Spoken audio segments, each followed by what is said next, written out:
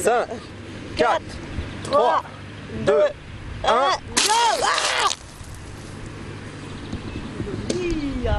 C'est un lancement réussi pour cette fusée à eau. Avec la fabrication de cadrans solaires, de nombreux ateliers sont consacrés à la découverte du monde mystérieux de l'astronomie.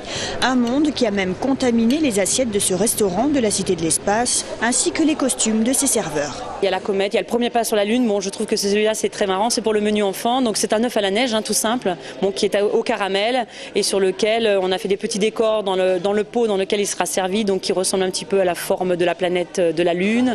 Avec des petits pas en chocolat mis sur le blanc d'œuf et voilà. 100 heures d'astronomie, 100 heures de marathon réunissant professionnels et associations de passionnés autour de 300 mètres carrés d'exposition.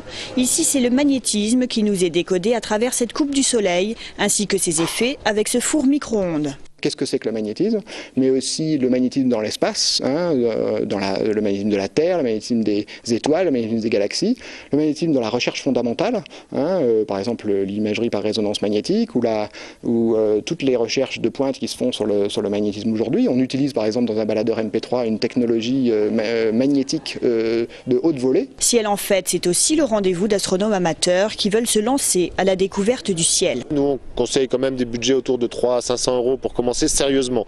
C'est-à-dire avec ces budgets-là, on est en dehors de la gamme classique d'initiation qu'on va pouvoir trouver en grande surface, etc. Point d'orgue de ce marathon spatial, la mise en place de télescopes, place du Capitole dans la soirée du 4 avril.